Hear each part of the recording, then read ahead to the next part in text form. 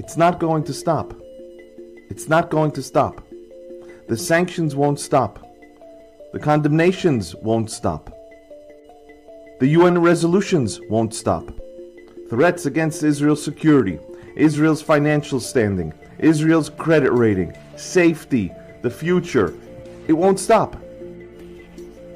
The US government is actively pushing for regime change in Israel, something Obama wouldn't even do against Iran.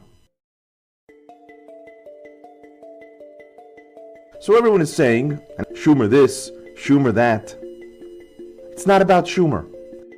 With all that's going on, Schumer is merely the latest Jewish face, the Shomer Yisrael, as some know him apparently.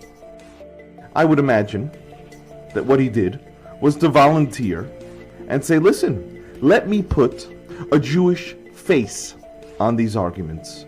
Why? Because I'll have more credibility. I could cite a few verses from Tanakh. I could call for Jewish justice, as they say. But Schumer is part, and only one part, of this broader plan. Now, he happened to be the most obvious and the latest one in his call for regime change, but just the day before, Vice President Harris separated the Israeli people from the Israeli government. And where have we heard something like that before? Iran, China, Russia. Not great company.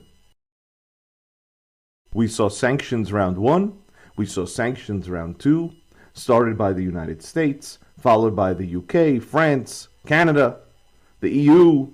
This is all coordinated. It's not only Schumer. And if we lose focus and think it's an individual and think it's only Schumer, we're missing the broader picture. We're missing the picture of what the United States, the United Nations, the West, are doing to Israel. And you'll say, wait, things were going so well. What about the aircraft carriers? Mr. Israeli, those aircraft carriers were not for you. They were opportunistic for China, to send a message to China. Otherwise, where are they? Where have they been? The North has heated up, and they haven't come back. They're not for you. So we ask the question, who is the target audience? Obvious answer is the world. That's easy. Another answer is the US electorate, meaning the left. Now, with elections coming up, that's a factor, but it's not the only factor. The United States, the left, which is now, I would argue, the center, views Israel along racial lines. As we've said before, white Jews oppressing brown Arabs. That perception will not diminish, and that will continue in the future to push American policy. Who else is an audience? Obviously, is Israeli leadership. Netanyahu and his 3 generals beholden to the United States. The juiciest answer to this question of who is the audience is also the United States' most nefarious intention. The audience is the Israeli left. The CIA assessment on Netanyahu said that he is in jeopardy of large-scale upheaval. What are they referring to? What are they doing? What are they saying? They are giving the Israeli left a game plan. They're providing them instructions. Demand new elections. Take to the streets. And the Israeli left has complied.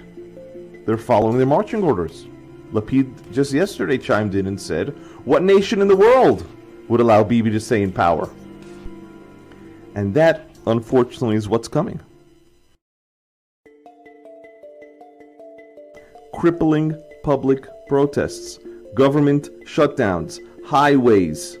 We've seen it. We've seen it before. And the fact that we've seen it before during the judicial reform protests is precisely why it's being used again. Because last time it worked. The elected government proposals were shut down based on public protests. I'm not even getting into the merits of judicial reform, but I'm pointing out that this game plan, which worked, is going to be used again at the behest of the Americans. We already know that Blinken held meetings with brothers in arms. So what do? What can we do? We can't stop it, we said. But we can't challenge it. We can slow it. Now, we have no intentions of going head-to-head with the world, of going head-to-head with the United States. But at the same time, we cannot continue to be a punching bag. So when Italy denies your diplomatic selection, do something back. Recall someone. Recall a diplomat. Deny someone in return. When Canada says it will no longer sell you XYZ, don't sell them ABC. At least a token gesture so the rest of the world knows you're awake. When the US or any other country sanctions your citizens, sanction someone back. Antifa, KKK, who cares? But there must be a response. And now the obvious. When Yemen is shooting missiles at you, when someone is shooting missiles at you, you shoot back. You respond.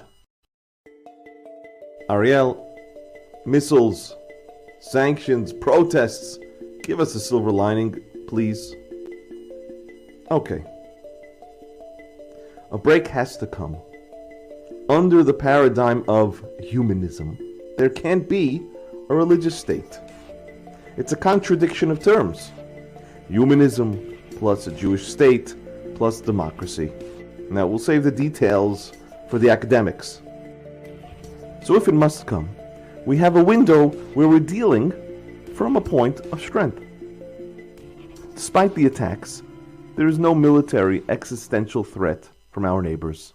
We have the moral justification to eliminate a long-term threat. And despite what we said, we're lacking only in will. We are strong militarily, diplomatically, and economically. We just don't know our own strength. So what we have to do is convince our leaders that they are strong, that we are strong. So in that sense, we don't have to develop anything new. We don't have to search for anything new. We already have the Shomer Israel. Shomer Israel.